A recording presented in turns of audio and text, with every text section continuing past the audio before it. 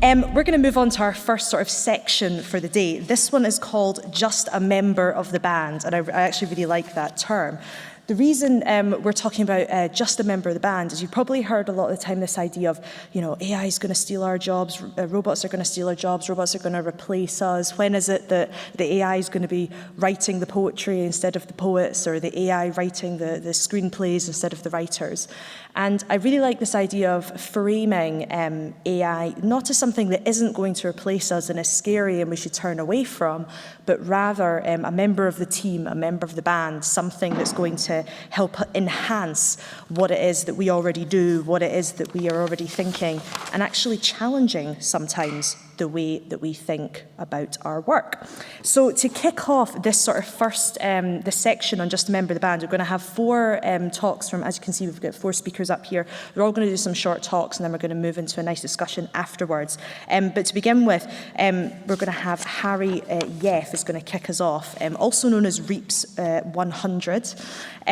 He is better also known as a stage name, Reeps 1. So he has 3 different identities he was telling me about backstage. He's a London-born musician, artist, and beatboxer.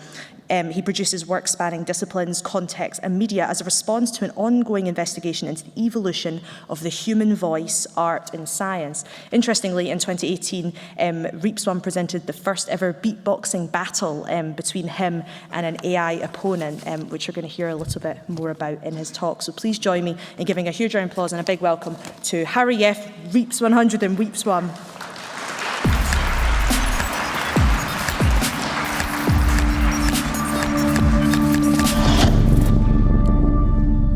Hello. My name is Harry Yeff. I'm also known as Reeps 100. I'm effectively an artist in research. I'm particularly interested in how the human voice is evolving globally. And it's a very real question. Why do artists matter in innovation spaces? Very often artists will come in as a decorative whistles and bells addition, but more and more we are needed as the empathy end of the process. It doesn't matter how effective a process is, a tool, people need to engage with these ideas. And it's a very real problem that narrative dictates how the general public engages with new ideas.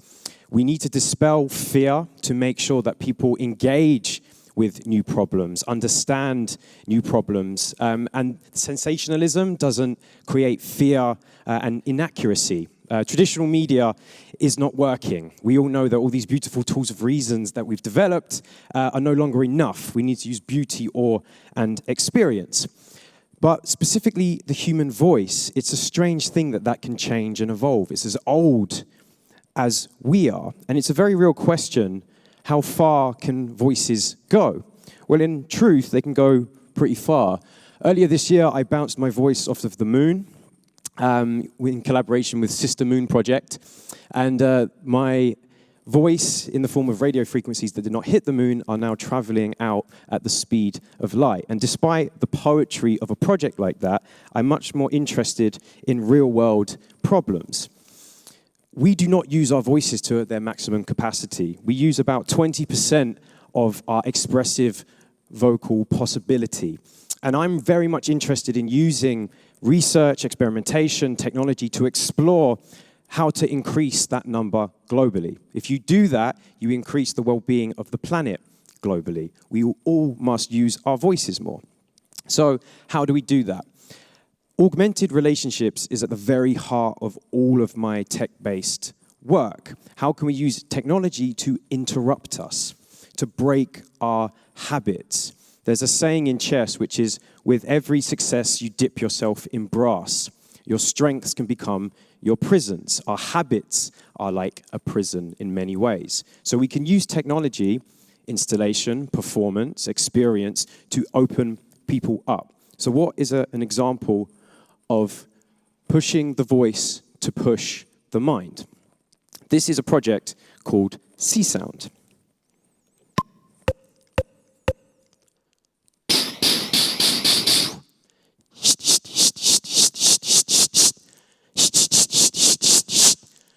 No, no, no, no, no, no way.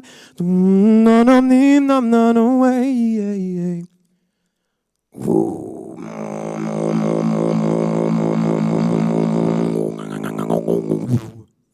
C-Sound is a vocal sculpting tool. We can use the human voice to build, transpose a vocalist, a singer, my extended techniques into a brand new form. And we collaborated with an incredible space in New York, myself, The Mill, a creative director called Rama Allen. We opened it up to the public, and despite me being able to use it for performance, the most important thing that happened that day was a very clear example of the function of engaging with new technology. We had about 1,000 people come through, but there was a very shy young girl who was like a koala bear attached to the leg of her dad. And she walked up to the performance piece and she started with.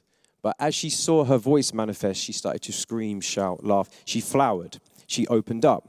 So her augmented relationship with a tool like this allowed her to express. There's a very direct benefit, functional opportunity that comes from engaging with a piece of tech like this.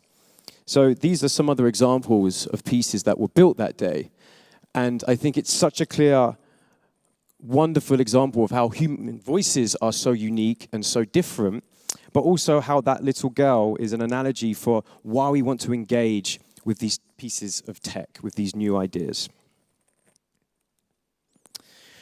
So this year I released a video piece called Second Self. It was a collaboration with Nokia Bell Labs and Lonely Leap. We wanted to try and engage with machine learning, use machine learning techniques to impact the general public, make people that would never normally be interested in those spaces become interested. DadaBots is an incredible collaborator of mine. We had a conversation about my past. I was a tournament chess player growing up, and there's something very interesting in why game theory is so important for machine learning. As everybody knows, chess is being pushed and game theory is being pushed by machine learning across the board. We're able to push ourselves further with an opponent.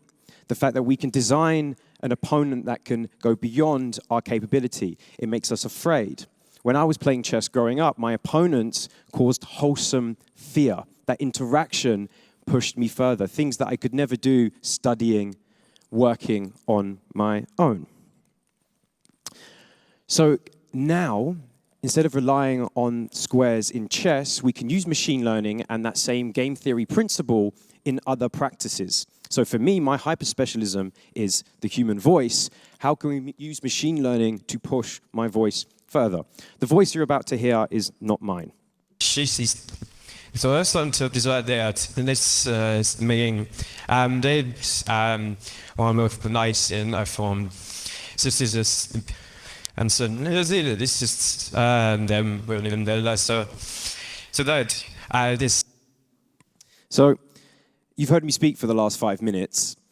The first time I heard this type of technology, I created a data set of about 4 hours of me speaking, but then generative voice is quite common. So I was interested in all of my extended techniques. Can I create a data set with my specialism and what would happen? So what you're hearing there is using sample RNN to generate my voice. But eventually we started to generate patterns, phrases, structures that I'd never done, but using my voice, which is only one of. And instead of having the knee-jerk reaction, which I hear all the time, this kind of concept of disownment, the fact you don't have control, you're giving something away, I had a whole new perspective on my voice and my practice that I could not achieve any other way. In a 10-minute clip, I was told that I did 140 variations of kick drum. That type of observation can only happen through machine learning, and I think that is beautiful. We're able to observe ourselves, understand ourselves, quantify ourselves in a way that we cannot without this technology, and that is a human thing. We can use these technologies to become more human and grow in the spaces that we want. There is no AI, it is human using tools. So what did I do with it? I created a composition in the anechoic chamber at Nokia Bell Labs, and I have a small clip of it here for you to watch.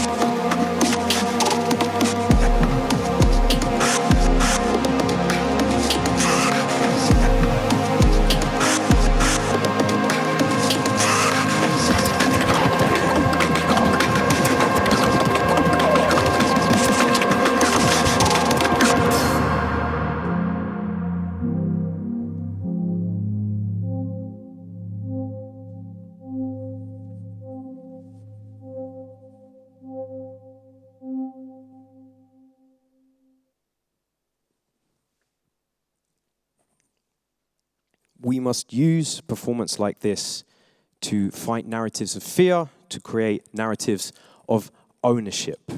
Artists are the ones that can use sensationalism to fight misinformation. My name is Harry Yeff. Thank you very much.